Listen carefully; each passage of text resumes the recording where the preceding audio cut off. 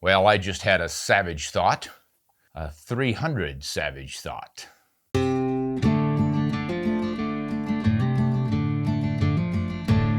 Why would I be thinking of the 300 Savage? Well, because recently I've been doing videos on the 308 Winchester. And the 308 Winchester is claimed by many to be a child of the 300 Savage. And if you look closely at these two, you will see how evenly matched they seem to be. The thing is, the 300 Savage was created in 1920, and it had a pretty good head start on the 308 Winchester, which didn't come out until 1952. So if you have two .30 calibers of about the same powder volume, why did the 300 Savage quickly lose out once the 308 Winchester came on the scene? Well, it has something to do with the rifles they were chambered for and the pressures allowed in those rifles. But the really interesting thing is the long line from which both of these cartridges sprang, and we're going to get into that deeply in this episode. Before we go too far, of course, I do have to thank our patrons. I really appreciate the help we get from you folks. You allow us to keep the lights on and the cameras rolling, so anybody wants to help out on Patreon, just go to patreon.com, Ron Spomer Outdoors, and you can join us here. We really appreciate it. And the other thing I want to mention is it always helps if you subscribe to the channel and hit the like button. If you like what we're doing here, that'll keep us on the air as well. And we have another channel on YouTube called RSO. And I do podcasts on there, so you can listen to it on your podcatcher or you can watch me do it. Not much to see but my ugly mug, but every once in a while I'll hold something interesting up. I will both read old hunting stories and adventure stories that I've written and published over the close to 5 decades now, as well as interview some interesting people. We haven't gotten to the interview parts yet, but we will soon. And the other thing is that I answer questions. So these YouTube videos right here will generate a lot of comments. And if there are any that are really interesting, my wife or my associate marketing manager friend will pull them up and give them to me right on camera. So it's all fresh off the top of my head, which isn't very high. But it's fun to see just what I know and don't know. And of course, I always invite my listeners to send in the correct story, and I will be happy to correct it on my next episode. Now, back to the 300 Savage and the 308 Winchester connection. As I said, the 300 Savage was created in 1920. That's when it hit the streets. Now, Savage is interesting because Arthur Savage was the creator of the Savage rifle, the Model 99 lever action. He started off with a model, I don't know what it was, 1887 or 88, and then he improved it again, and he had a Model 95 for a while, and he just kept tweaking it the way gun makers often do until he hit on the 99 in 1899. And that's that lever action rifle. I do not have one here to demonstrate, but we'll pull up some pictures for you. It was really novel because it did not have a tubular magazine. It had a vertical magazine, removable, plus it was rotary. This guy was really ahead of the game. So you could shove cartridges down inside of that rotary magazine, sort of like a Ruger 10/22 does now. He even had a counter on it, and you could see how many rounds were still left in it as you levered them out. It was really something. But that was initially chambered for the 303 Savage, which was a little faster than a 30-30, not a heck of a lot more powerful than that. And then the big upset was this one in 1915. That little guy was the 250-3000 Savage, but Savage did not create that. After he made that rifle in 99 by, I think it was 1901 or so. I don't know if he just got tired of the rifle business or what, but he sold it all, sold Savage, and he moved to California and started a tire company. And he made a big bunch of money on tires because he invented the radial tire. Quite a guy. At any rate, the new folks on hand were looking for some excitement, and Charles Newton was a big cartridge developer back in those days. He had a number of Newton cartridges, and this is one that he sold to Savage, the 250-3000, and it was named the 250-3000 because it was the first commercial cartridge, at least in the US of A, that hit 3,000 feet per second. That was a benchmark. So that was really exciting, but he made it by taking the good old 30-06, shortening it, putting a little more taper in the body, obviously necking it down to 25 caliber. So that was the first really hot, fast 25, the first one to break 3,000. They had to use an 87 grain bullet to do it. He preferred a heavier bullet for better performance on deer and such, but that's what they went with. They later loaded up a 100 grain bullet. But that's kind of started things going on the speed in the 25 caliber. 5 years later, they come out with this 300. And if you look closely, you'll see that there is a family resemblance. And all they did was they took the 250, straightened the walls out on it a bit, pushed the shoulder forward quite a bit to get more powder capacity, and made it into a 30 caliber, holding a 30 caliber bullet. Their idea was to outshoot the 30-30 Winchester in a lever action, which of course it did because this was the Model 99 lever action, and you could use pointed bullets on it because of that magazine. You didn't have the tubular magazine with the bullets tips resting against the primers of the round in front of them. Bingo, you've got a lot more performance downrange with those sharp, sleek bullets. So they were on a roll. The rifles were fairly pricey, but they were still doing quite well.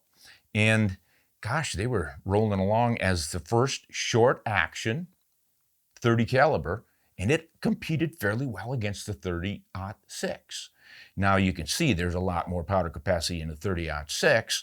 So this guy was pushing 150 grain bullet around 2,700 feet per second.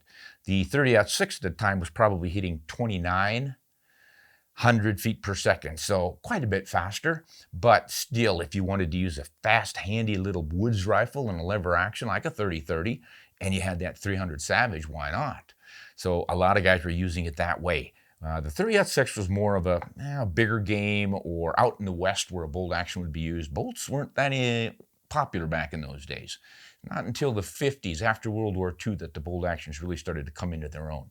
So that leaves us with this 308 Winchester. Why did that thing pop up? If we already had a short action Savage right here, and the 308 is not that much difference. What the heck was going on that that thing took over? Well, now we're going to go into a little history of the 308 Winchester. This came about with the military looking for a smaller cartridge for the military than the 30-06. It would be more efficient in fully automatic rifles. It would lighten the load for soldiers to carry and the trucks to bring up the ammunition and all that kind of thing. They were looking for something smaller. That would come pretty close to the 30-06. So again, they're going back to the same idea Savage had. Get a short action cartridge that's more efficient in a lighter, shorter rifle, and compete pretty well with the 30-06. So why didn't they just use the Savage? Here comes the idea that people have that the Savage is the parent cartridge of the 308. My contention is that no, it was the idea for the 308, but it wasn't necessarily the parent cartridge. And you really can't tell by measuring their dimensions. I did that. I looked it up in the SAAMI specs, and they're all extremely close. Every one of these has a rim diameter of 0.473. That is common on all 30-06, 708, 308, 243, all these cartridges based off of the 30-06. And that all comes from the 757 Mauser of 1892.